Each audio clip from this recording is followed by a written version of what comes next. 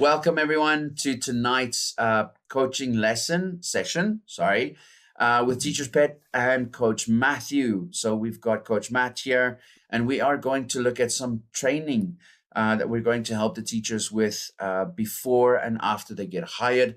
So the point and the goal of these lessons is to give the teachers some training of what to do as an online teacher, how to do your lessons, how to do TPR. We're going to look at Google. We're going to look at ChatGPT at a later stage. We're going to look at Canva. We're going to look at structures. So much training. It's going to be coming out your ears. So all of these structures, all of these lessons, these sessions are going to be recorded and uploaded, and it's going to be exclusive to the Practicum course members only. So this training is not going to be sent to anyone else. Only the teachers in the course will be able to view it and use it to the best of their ability. So we're going to do a short Q&A at the end, so teachers are welcome to send questions. Guys, so from Teacher's Pet, I just want to welcome all the teachers who joined us tonight. Do not worry, your videos will be edited out, so no one will see you in the recordings, but they will, unfortunately, hear your voice. So if you've got a terrible voice, just talk anyway. Okay, so wonderful. Guys, so Coach Matt, whenever you are ready, the floor is yours. Awesome. Thank you very, very much. And like I said, like Chris just said, Teacher Chris said, welcome everybody. It's great to have you here. And, I really enjoy working with you teachers and everything. And just to give you a bit of background for those of you who don't know me, I've got over 12 years experience in the TEFL industry. I've got 11 qualifications behind me. I've been a classroom teacher, online teacher, taught abroad, taught locally. I've been a teacher trainer. I've been a job coach for some of the big TEFL companies. And I've also been a recruiter. So I've kind of covered most of the bases that there are to be covered in TEFL. And Krista and I decided, we really want to stand for your greatness as teachers to help you get hired, to help you teach, etc., and actually give you these live trainings on stuff I wish I knew when I began. All of the stuff I went through here, especially what we're going to be talking about this evening in terms of lesson structure, I wish I knew this. It's only when I did my great TEFL diplomas and big certificates that I actually learned what this was. And if I knew this in the beginning, I could have actually gotten a better job in the beginning. So what we're going to have a look at is lesson structure. And as Krista said, please feel free to type your questions and ask. That is exactly why we're here. I was a stubborn man and never asked any questions, and I never got anywhere. I should have asked them and gotten somewhere. So today we're going to look at lesson structure. But before we jump into it, this training session that we're going to have this evening is based on common questions a lot of teachers have asked Christu and myself in terms of lessons. How do we teach the lesson material? Where do we find the material? This is what today's one's going to look at, and this is going to give you clarity on how to do your demo, how to do your lessons, how to assess your students, how to look at everything. And by no means what we are training tonight is this set in stone. This is just to give you a good structure and a good outline and a good understanding of how to do things. You obviously, as a teacher, can use lesson structures as you feel fit, but this one tonight is by no means set in stone. By no means am I saying this is the only way you can do it. It's just to give you a good idea. So let's jump in to a few key factors in lesson structure. Now, for me, being a coach and everything like that, working and training teachers, it's all about asking the right questions. A lot of teachers ask, I've got the material. How do I teach the material? And my personal opinion, of all my years of experience, your lesson has got nothing to do with material at all. So the key factors that you always have to keep in mind here, and like I say, ask questions, do research, is the CEFR levels of your learners. I know a lot of times in the TEFL industry, we hear young learners, teens, adults, etc. But the truth is, it's got nothing to do with age. It's got to do with the level on which the learner is in terms of English. I've taught students that are 18, 19 years old that are on an A1 level, and I've taught students which are 7, 8 years old that are on a C2 level. So always remember the questions that you need to be asking yourself is, okay, I've got this material, but what is the level of my learner? So the CEFR is the Central European Framework, which puts the level of a person's English into 6 categories. A1 and A2, which is basic, basic, basic.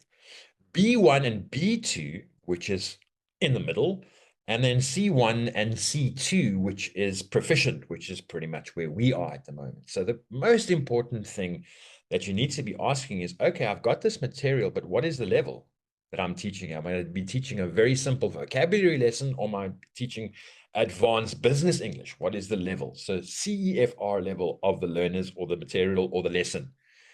That's the key factor. Second thing you need to be asking yourself is, what lesson type? Is it a PPP, which we will climb into a bit later? Is it TTT? Is it a TBL lesson? What type of lesson am I going to be teaching? Okay.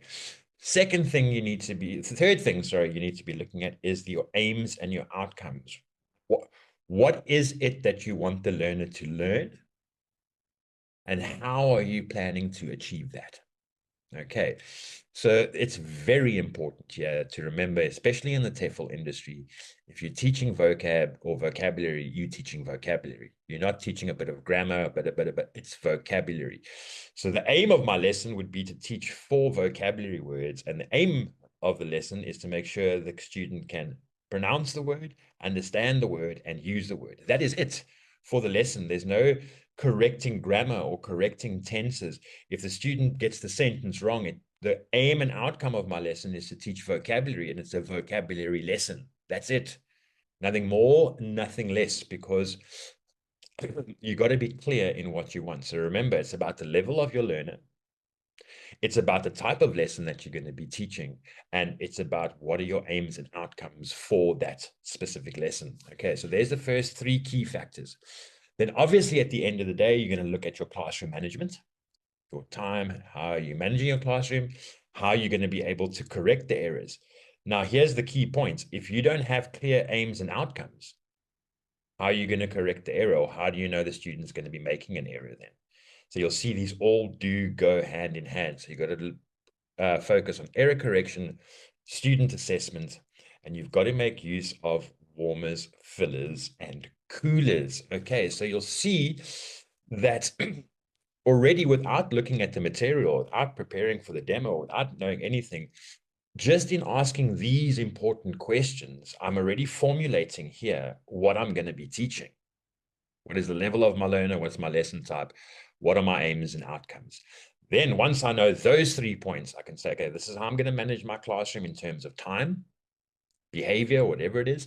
This is the error correction. This is how I'm going to be able to correct the error, because this is what I'm going to be looking for, because I know this is what I'm teaching. I'll be able then to provide a clear assessment for the students, and then I'll be able to make warmers. A warmer is always at the beginning of the lesson to get the student going. If the student is moving too quickly through the lesson or moving too slowly, I've got fillers, exercises, additional things that I can bring into the lesson to help the students, and I can create coolers that go at the end of the lesson. Okay, so you see here already, without even looking at material, we've already got a very, very good idea of what we are teaching. So let's just jump into the first lesson type. There's 3 types of lessons in terms of a lesson structure. The first one we're going to be looking at is a PPP lesson: present, practice, and produce. There's your 3 stages. So obviously you're going to have your warmer, you might have some fillers in between, and your cooler, but there's your lesson structure. This lesson structure, the PPP structure, is ideal for younger learners, A1, A2 level. It's an ideal structure for teaching vocabulary, because this lesson structure is a teacher-centered interaction, which means the lesson is going to be going about you teaching. So this is why using a PPP for young learners' vocabulary is such a powerful powerful tool. So you'll see there the PPP is a structured approach to teaching language that progresses through 3 stages to enhance students' understanding and usage of new language concepts, meaning vocabulary. Okay, so you'll see there at the end of the day. So now when you get your material or you have your demo lesson, you know the level of your learner and you'll know what you're going to be teaching. PPP is great for young learners, A1, 2 level. It's great for vocabulary because it's a teacher-centered interaction, which means you as the teacher are going to be doing most of the work. Okay, so there's the first lesson structure or lesson type that you get is a PPP lesson. The next one is a TTT lesson. Test, teach, test. Okay. This is ideal for teens and adults in your B1, B2 level. It's an ideal structure for teaching grammar. This approach to the TTT has a bit of both teacher and student interaction patterns. Okay. So you'll see why I said there that it's for the higher levels, because you cannot use a test, teach, test structure for a young learner who's just learning vocabulary. Okay, so the TTT is an instructional approach in TEFL that involves assessing the student's knowledge before and after teaching a new language concept to tailor instruction and measure progress. Now, the reason why I say that this is an ideal structure for a grammar lesson is because a good majority of the time, the student is already using the grammar. They just don't know what it is. So, I mean, like if someone said to you, past continuous, and you go, oh, yes, I know, I can do that, So what you first do is you test to see, can the student use it? Is the student using it? You then teach the concept and you then test it again. So again, that's ideal for teens and adults in the middle level. B1 to the B2 is great for grammar, and it's a great balance between teacher and student interactions. Okay. And then the final lesson structure we're going to be having a look at is TBL, task-based learning, and that is a lesson structure. So this is ideal for the adults, the advanced C1, C2 levels. It's an ideal structure for teaching conversation and business English. Okay. And this is a more student-centered approach, meaning you're going to be requiring the student to do a majority of the work. So you'll then need the student to be on the higher level, the C1, C2. So TBL is an instructional approach that focuses on using meaningful tasks to facilitate language acquisition through real-world context and active engagement. Okay, so there are the 3 lesson structures. So what I'd like to do is I'm going to take us back here, back to this. So when you receive the material, or when the company says this is what you will be teaching, immediately establish the level of your learner. Immediately establish your lesson type. Is it going to be a PPP lesson? Is it going to be a TTT? Or is it going to be a TBL? What are my specific aims and outcomes for that lesson? So you'll see now, once we go back through these, the PPP, as I mentioned, great for young learners, great for vocabulary. It's teacher-centered. Your test, teach, test lesson structures are ideal for teens, adults, the middle field, great for grammar. It's a teacher and student-centered. TBL lesson structure is for the adults, great for teaching business and conversational. So you'll see already just from slide 1 and these 3, your lesson is already built. It's already made. It's already structured. It doesn't go so much about the material. Once you say, okay, I've got an A1 level learner who's going to be learning vocabulary, I'm going to take the PPP approach to this. My aim and my outcome is to teach them the vocabulary. They need to be able to pronounce the word and use the word in a sentence of their own. Look how clear my aims and outcomes are. I've got a 3-stage lesson where I'm first going to present the lesson, then I'm going to practice with the student, and then I'm going to ask the student to produce it for me. If I get a student that we're teaching grammar, great, it's a B1, B2 level.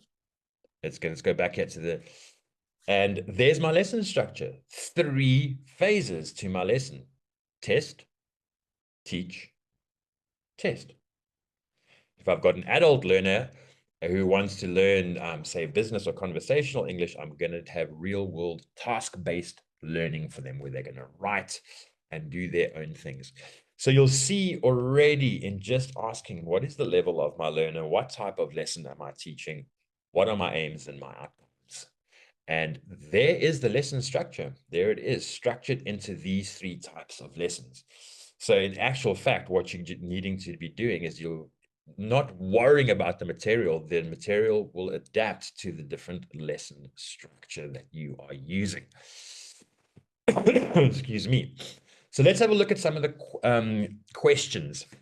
How do I teach material? How do I teach the material I receive?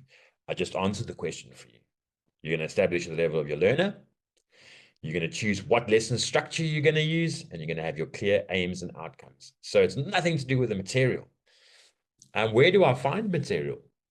Material is available anywhere. And when you start planning your lesson, not around material, but around your level of your learner, what type of lesson you're going to be teaching, and what was the third one? It slipped my mind there for a minute. Your aims and your outcomes. You will then be adapting material to your lesson, not building a lesson around the material you've received. Okay. And that's quite an interesting and clear definition that you need to look at, is you do not build a lesson around the material. You adapt material to your lesson. How important is the material? It's neither here or there. Because once you've got your lesson structure, you've got your clear and everything like that, material at the end of the day is not the be all and the end all. And brings me back to the point again, I'll say it again, is that a lesson is not built around material. Material is adapted to your lesson. Okay, so that's kind of in a nutshell what we're going to be having a look at. So the key factors, let's just do a quick recap over here. The key factors that you need to keep in mind when looking at material, doing demos, preparing for lessons, whichever it is, what is the level of my learner? What lesson type or lesson structure am I going to be using? What are my aims and my outcomes? You have 3 choices. You've got a PPP lesson, you've got the TTT lesson, and you've got a TBL lesson. So there's 3 structures that I haven't really come across any other. There's a lot of different names, but if you go back, it falls into these 3 categories. So these are the 3 lesson structures that you get there. And in terms of how do I then teach the material, you're going to adapt the material to the lesson structure that you're going to be using. Once you've planned your lesson, where do I find the material? You're going to be specifically looking for certain types of material that are going to be adapted to your lesson. So your search across the internet, etc., will be as easy because it's going to be clear. As Christy mentioned, we will be talking in later trainings about Canva, ChatGPT, and all these kinds of stuff. And at the end of the day, it's not about the material, it's about the lesson. It's about adapting that material to your lesson. So there we go. That was it. And I'm going to open the floor to the questions. Let's have a look. I suppose it would help if I went into the chat box. There we go. Yes. Well, actually, the where do I find materials? I'm going to send a link. The stage 3 that I created for the course has all the material that you need.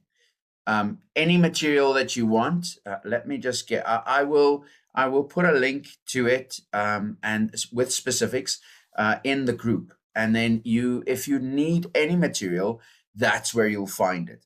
It includes websites as well, where you can go and view the material, because obviously you have to look at the material, and then with your structure that you've got, you kind of build that around it as well.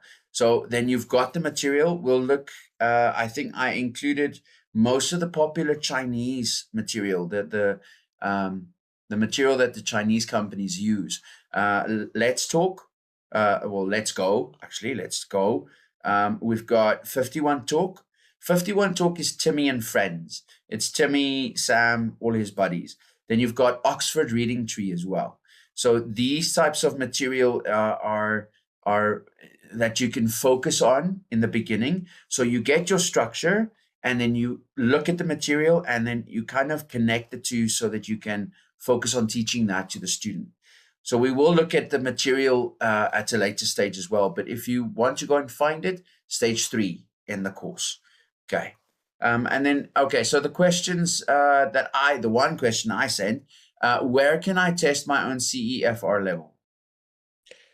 You know, Majority of your TEFL companies where you get your yes. TEFL certificate have an option for you to take the test, because I see with Premier TEFL and I2I TEFL, you actually now need to pass a test before you can enroll Yes, I saw that for too. English. Yeah. Yeah. So that is where you will accurately test your CEFR level. And I think I2I, you can do it without having to enroll and everything. I think their test is free. I'll see So if where I you do can. your TEFL certificates will be able to Yeah, test your CEF level. I'll see. I'll make a note here now and then add that to the group, to the public group as well. How to test own level. Okay, then I'll add that to the group too. And then if you want to go and see what you're made of, uh, if you do your test and it tells you you're like what A2 level, don't don't jump off a cliff or anything. Just yes, but try to aim. We're aiming for C1, C2. So anything below that, then you yourself need a teacher first before you can teach students. So yes, you want to aim for C1 or no C2. Sorry, you want to aim for C2, but if you get a C1, awesome. That's still a high rate. So many other companies actually aim for C2, but they are happy with C1 level teachers. Yes, Guy. Anything else related to this question? Matt, you want to add Well, something else? I see the next question sort of ties in there from LZ. How Yes. do we determine the levels? Do they give it to us, or are there ways we can determine it? Like I say, today was a bit of a tricky one to be put this all together, because each of the factors that I spoke about, we could have a webinar of an hour long on aims, outcomes, CFR levels, which we have done. But always remember, 90% of the time, it's the company's responsibility to let you know what the level is.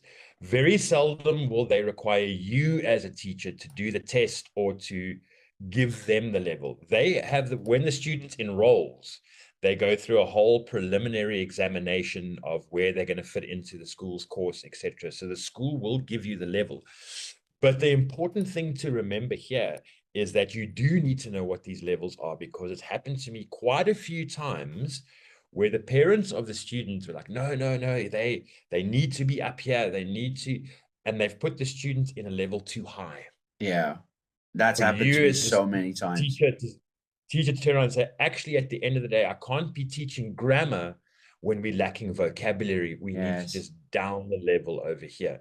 So always remember, A1 and A2 is basic words. The student will have basic vocabulary. They'll know 5 or 6 words. That's A1 level. A2 is they could maybe greet you or understand your instructions or say maybe 1 or 2 Their sentences in English. age. Yes. Then B1, B2 goes into they've got the vocabulary, they can say sentences, but their grammar, they're not getting tenses, or the grammar needs a little bit of work here. C1, C2 is the polishing.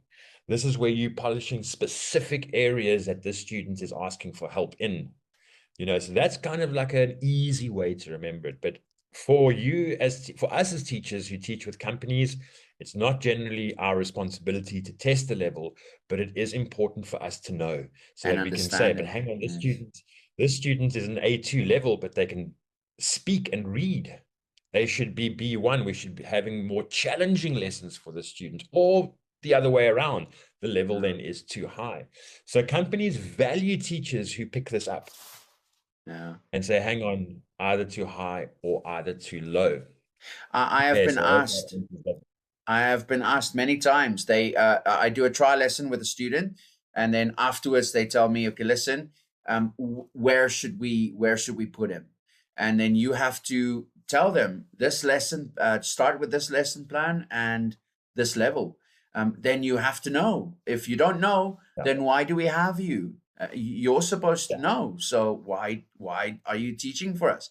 So you are kind of like the parachute. I just want to share a screen quickly. Give me 1 second. Then I will show you my company's CEFR level where I have to do an assessment after a trial lesson. Are you sure you want to share? Yes, I'm sure I want to share. Okay, let me see. It might take a little while. Matt, can you see it? Can Yeah. you see my, you can? Okay, so here's my company's one. So here we've got the different levels. So there, this is almost like the IELTS as well. This includes IELTS as well. There are 9 levels here. So they've got pronunciation, vocabulary, grammar, fluency, comprehension. For those who don't know, comprehension, understanding. Okay.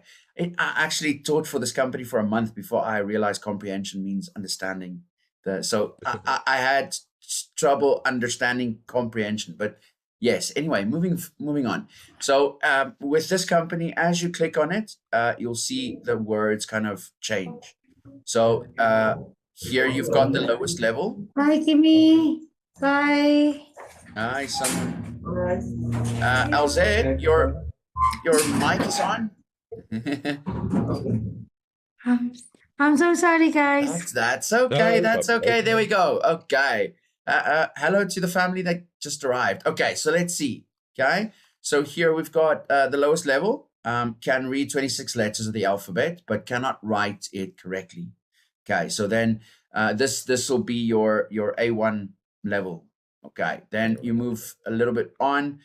Can read and write the 26 letters of the alphabet and read simple words and phrases with correct pronunciation.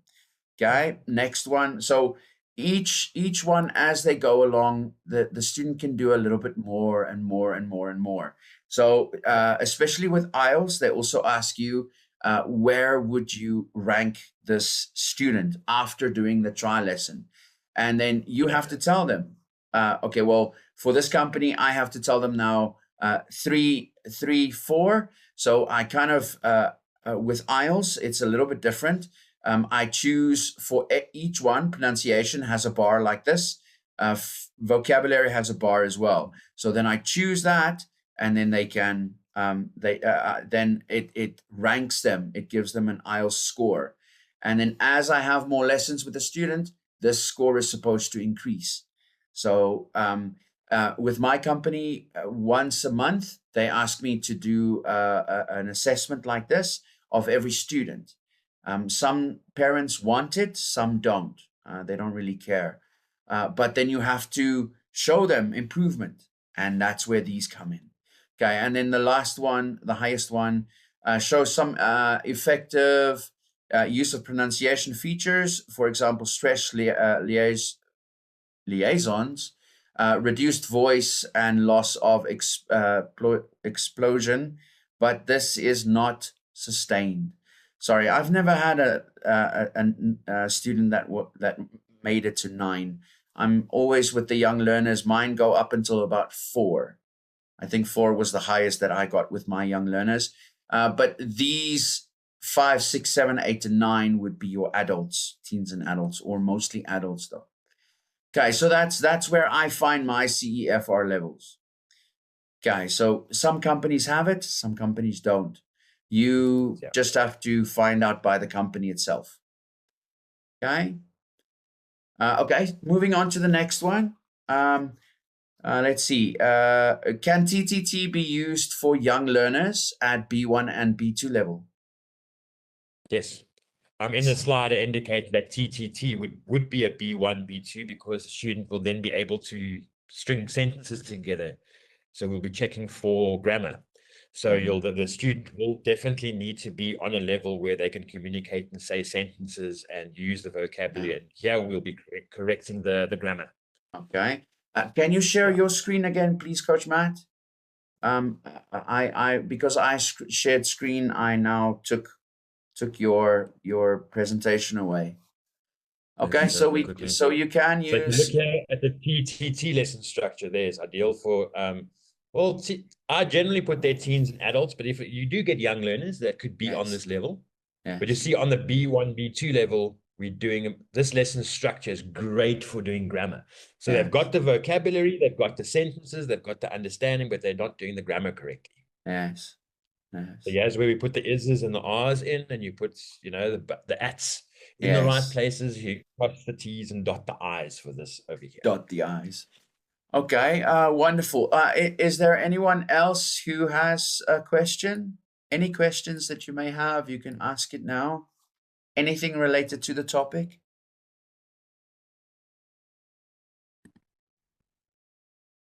Going once. Going twice. Sold. Okay.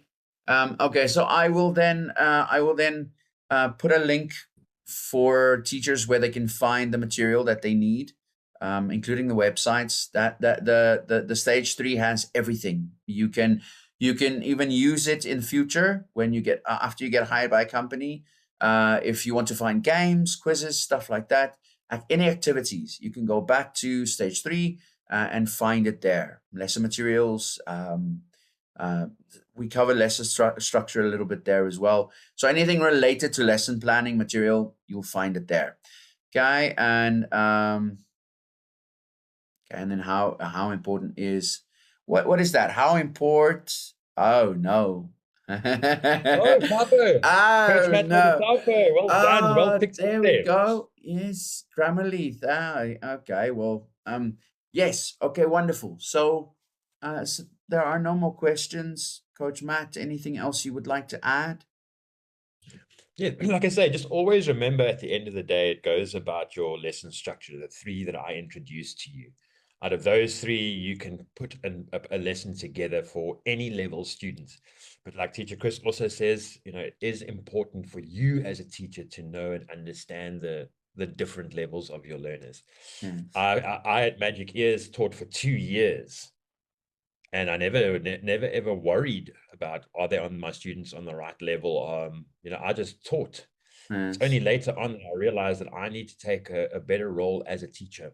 I need to be more of a teacher and start having a look at the lesson structures, starting having a look at the level of the learner. Are they progressing? Are they not progressing? What's actually going on over here? And that's always a valuable tip to have in an interview or a demo lesson. Yes. You know, demonstrating your knowledge. Of course, the company could send you material, and then you can reply and say, would you mind if I change the lesson structure? I see the level of the learner as a C1, C2. I would rather be using task-based learning for them. Impress the company. Yes. You know, so yeah. Yeah, it's happened to me a few times where I did a trial lesson and then the parents asked, which level do you think he is? The company didn't even know. So they asked me after the trial lesson. So yes, it does happen. And then you have to be prepared. So, but they won't chuck you in the deep end in the beginning. They won't just say, okay, well, there's a student, do a trial lesson, and then you do the assessment all on your own. Many of them won't do that. If they do that, speak to us. We'll help. Many of them will probably ask you to record the lesson, but then you can tell us. By then, you should have a basic understanding of CEFR levels as well. So then you can kind of explain it to us as well, and then we can kind of just guide you to help you as well, so you can do a good assessment. With my company, it's the assessment, and then at the bottom, I have to put remarks as well. So feedback we're going to cover in later lessons as well. Very, very important. I in the beginning, I used to type about 3 sentences, and then the company would say, sorry, but what is this? You need to look at every one of those 5 topics: the pronunciation, fluency, grammar, etc. And you have to write both positive and negative feedback. You don't just write negative. They want you to write positive, but with criticism on how to improve. What is the student struggling with and how can he improve? How can you help him improve? Okay, wonderful. 40 minutes. No one has any more questions. Please, if you are planning on joining us next week, Wednesday, we would love questions. We will do the poll. I'll start the poll Wednesday. On Friday, I'll start the poll, and then teachers can vote again. But the last poll, there was a second topic that 11 teachers voted for, so we can maybe. I'll see if we can look at that one. Yeah, what is the next topic? Let me just see. There was another topic in the poll of the last poll. This one won by like 4 votes. I have to see if I can pin that one. There it is. Okay, TPR. TPR. That's always fun. Okay, so TPR for young learners. And you can use it for adults as well, teens and adults. So, guys, so next topic, we'll look at TPR. So please, if you've got questions about TPR, write them down and come and ask them in the training session. Wonderful. So, Coach Matt, if that's it, the lesson is the coaching session is over. Yes. Yeah. Thank you so much, everyone, for joining. Thank you very much. Really, really appreciate it. I will send out a message after this, thanking everyone. And then I'll include a link to where you can find the recording and stuff like that if you want to practice. Wonderful. So, yes, that's it.